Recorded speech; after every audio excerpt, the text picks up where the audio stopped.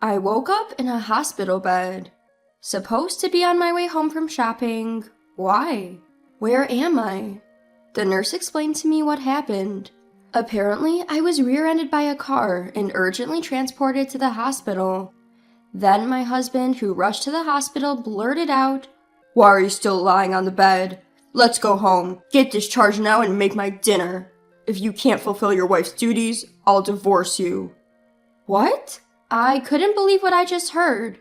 Who says that to their bandaged-up wife? Unbelievable. I lost all my feelings for my husband, who didn't seem to care about me at all. Understood. Then I started preparing to leave my husband. My husband was certain I, a housewife, couldn't possibly divorce him. Little did he know he'd be the one struggling if I brought up divorce. My name is Lisa. I became a housewife after marrying my husband Daniel. It was Daniel's wish that I became a housewife. I never disliked my job, and all my hard work had started paying off, putting me in an important position. There were even talks of a promotion and the next personnel reshuffle. But when I told Daniel about the promotion, he immediately said, "I want you to become a housewife after we get married. We can get by on my salary if we save. I want you to take care of the house." Overwhelmed by Daniel's passion, I quit my job. My coworkers and bosses were disappointed, but it was also important for me to live in the same direction as a couple. As soon as I quit my job, Daniel started to insist, "I'm superior because I'm the breadwinner in this household. You won't be able to live without me. Remember that." Looking back, Daniel probably insisted on me quitting because he was troubled by the prospect of me earning more than him after the promotion that I was supposed to get. Despite this, I devoted myself to supporting Daniel's work and making the house comfortable for him. I took care of the nutritional balance of our meals, researching easy-to-eat menus, while considering Daniel's work schedule. I also made sure to do the cleaning and laundry perfectly, so that Daniel, who came home tired, could spend time comfortably.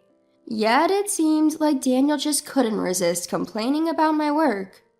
"Hey, tonight's dinner was a bit bland." I explained my reason to my husband, who complained. "You've had a lot of late-night work parties lately, right? I thought your stomach might be tired, so I made it a mild flavor. I should have added a good amount of broth, though." Is that so?" Despite his complaints, Daniel gradually stopped grumbling because I would refute him. Over time, he started to come home later and later. He began to come home every night smelling like women's perfume. "Hey, you seem to have been working late a lot lately. Is work getting busy?" In response to my question, he replied, "Yeah," looking annoyed. "You've also been drinking more often before coming home. How's your health? Are you okay?" Thinking that taking care of my husband's health is also part of a wife's role, I couldn't help but ask various questions. Daniel responded to me in an irritated manner. "Enough already. I have a lot going on at work. What exactly are you doing during the day?" "What do you mean by what? Various housework?" "That's why I'm asking you to be specific." My husband started to ask for a detailed schedule of what I was doing when he wasn't home. "Hey, what are you going to do today?" "I plan to do the laundry and cleaning in the morning and go grocery shopping in the afternoon." "When are you going to be back from shopping?" "I can't say for sure. Maybe around 4 o'clock? "Okay, got it. Don't be later than 4. I'm going to call home to check on you." "Why would you do that?" "To make sure you're not slacking off on your housework." Daniel started to manage my schedule down to the hour. That day, my shopping took longer than expected, and I was rushing home on my bicycle. It was already past 4 o'clock. I need to hurry back home, or Daniel will get mad at me again. In my hurry, I didn't notice the car approaching from behind. The next moment, I felt an impact on my back. Before I knew it, I found myself lying in a hospital bed. Attempting to sit up, I felt pain throughout my body. A nurse, noticing my consciousness, hastily called for a doctor. "Oh, you're awake. You were hit by a car from behind," the doctor explained. According to him, I was rear-ended by a car when I was riding my bike, fainted unconscious from the impact, and an ambulance took me to the hospital. Fortunately, there was no bleeding, I didn't hit my head, and I only got full-body bruises. Though my body was in pain, there were no fractures that could lead to lasting damage, and I was told I could be discharged in a few weeks. Relieved, I checked my phone and saw a slew of missed calls from Daniel. Oh, I need to call Daniel. He must be worried sick. Hearing my muttering, the nurse quickly said, I've already notified your husband. Unfortunately, he couldn't pick up the call, so I left a message on his voicemail. I might have made him worry, though. Your wife was in a car accident and has been urgently transported to our hospital. That's what the nurse had left in her voicemail. I thanked the nurse and quickly called my husband. Hey, Daniel, it's me. Lisa, what the hell are you doing not coming home? Didn't you listen to the voicemail? There was a message saying I'm in the hospital. I did listen to the voicemail. You're awake now, right? So you can come home, can't you? That's not possible. I was in a car accident. I'll be staying in the hospital for a few weeks. You're being hospitalized? What? It seemed Daniel had assumed that my injuries weren't serious. Upon hearing about my hospitalization, he said, I'm coming right now, and hung up. An hour later, Daniel burst into my room. Lisa! Just as I felt relieved at seeing my husband, his next words left me frozen. How long are you going to lie there? Let's go home. What? Go home? What on earth are you saying? I couldn't hide my confusion as I responded to my husband. I can't go home on the day of the accident. Just because it was an accident doesn't mean you're knocking on death's door. You're able to talk like this, so you're fine. Discharge yourself immediately and make my dinner. Can't you see these bandages? How do you expect me to cook in this state? You're overreacting with this hospital stay. I bet if I hadn't come to fetch you, you'd just be lazy laying on the bed. Here I am, worn out from work, and you won't even cook dinner. That's unacceptable as a wife. Look, the hospital says I need to stay for a few weeks. It's not about being lazy, it's about getting necessary treatment. Use any excuse you want, but if you think I'll let you off the hook for housework, you're wrong. If this isn't working for you, I'm okay with getting a divorce. That's ridiculous. I can't possibly do housework in this state. Well then, divorce it is. Daniel seemed to care more about having his housework done than the fact I'd been in a car accident. I felt I'm falling out of love with him quickly. Having discovered his true feelings, I made up my mind on the spot. All right. Hearing this, Daniel smirked, seemingly victorious. That's right. You should understand that my word is law. Seeing me still not trying to move, Daniel started to lose his patience. Hey, how long are you going to keep lying around? Start getting ready to leave. Just as Daniel tried to forcibly get me up, the doctor entered the room. What on earth do you think you're doing? I was just about to take her home. Upon hearing Daniel's response, the doctor became livid. What nonsense! There's a thorough examination scheduled for tomorrow, so she's not allowed to leave. Hearing this, Daniel scoffed at me. If there's an examination, then I'll wait 2 or 3 days. I'll stay at my parents' house in the meantime, so make sure you're home by then. As Daniel left the room, I watched him go with a cold gaze. Then I called my lawyer. I didn't have a single shred of affection left for him. Hello, I would like to proceed with that matter. From the hospital bed, I continued making a few more phone calls, steadily preparing. 3 days later, Daniel called my cell. Lisa, why the hell aren't you home yet? Are you back home from your parents' house? At my next question, he grumbled. Yeah, I am. The examination's over, isn't it? Then stop lounging around and get back to the chores that have piled up. Daniel didn't even bother to ask me about the medical test results. He doesn't seem to care about his wife's health one bit.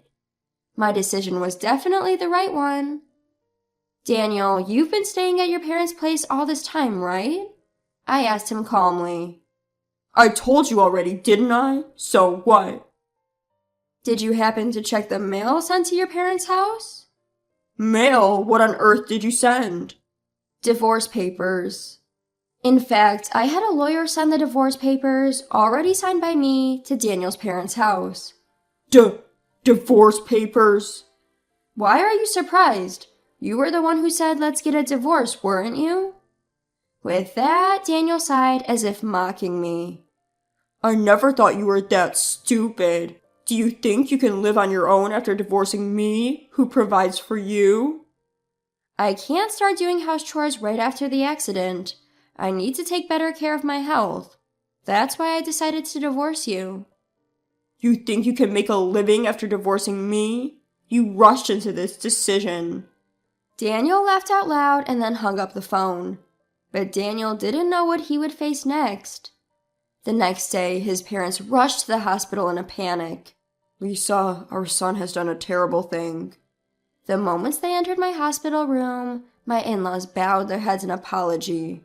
I calmly addressed them. No, it's not your fault. You're right. The person who needs to apologize is Daniel himself. My father-in-law immediately called Daniel. Daniel, come to the hospital immediately. He didn't understand what was going on, but hearing his father being so serious, he arrived in my room within minutes. Dad, what's going on? Why'd you call me here? Daniel complained, only to be berated by his father on the spot. Don't be stupid. You caused a mess. Apologize to Lisa right now. What? What are you talking about? My father-in-law, holding out the envelope I had sent to Daniel's parents, retorted. This letter, which was delivered to our house. Hearing this, Daniel began to laugh with an air of confidence. Oh, the divorce papers. Lisa went and took my threat to divorce seriously and sent me the papers. She wouldn't be able to live without me, yet she's acting so foolishly. The problem is this document here. My father-in-law took out a bill for consolation money from the envelope. Upon seeing it, Daniel's face turned pale. What? Consolation money? Lisa was the one who sent me the divorce papers. Why should I be the one to pay consolation money? She abandoned her duties as a wife, checks herself into a hospital, and I'm the one who owes consolation money? Enough with all this. With suppressed anger, my father-in-law pulled out photographs and a report from the envelope. These are the evidence of your cheating, and here's the investigator's report. Looking at these, there's no doubt you're in the wrong. I can't believe what you've done. Seeing the photos and the report, Daniel, pale-faced, asked me, Lisa, when did you manage to get all this? That's right. I had started to suspect Daniel's cheating when he began coming home late. Claiming it was for work, he would come home every night with the scent of women's perfume. At first, I thought he was just drinking at places frequented by women. But when I sneakily checked his credit card statement, I found that he was going to trendy restaurants featured in the media, and even buying popular brands of products loved by young women. It was obvious he was spending it on dates with another woman. It was clearly cheating. Perhaps thinking I hadn't noticed, he slowly began increasing the frequency of his affairs. He seemed to be finding opportunities in between his outdoor work hours, even during weekdays. The detailed checks on my daytime activities were also so he could avoid running into me at his meeting locations with another woman. Still, I believed that he would return to me someday. However, Daniel trampled all over these feelings of mine, not showing a shred of concern for me after the accident, treating me like a maid. At that moment, I decided to exact my revenge on him. As soon as Daniel left the hospital room, I contacted my lawyer. I asked him to send the signed divorce papers and the bill for consolation money, which I had prepared in advance, to Daniel's parents' house. Knowing him, he's probably spending time with his mistress instead of going home to his family. My guess was spot on. Unlike my husband, my in-laws are upright people. They'd never approve of their son's cheating. Sure enough, upon receiving my letter, my father-in-law and his wife were quick to rush to my hospital room. Having learned everything, Daniel stated in a daze, So, Lisa, you knew about my cheating all along? Yes, of course. I looked at my husband with icy eyes. If you are coming home smelling like women's perfume, lavish your mistress with your credit card, it's so obvious it would be strange if I didn't notice. Plus, all your phone notifications were visible to me, so I knew exactly when and where you were meeting your mistress. Thanks to that, it was easy to gather evidence. I'm sorry. I was just tempted.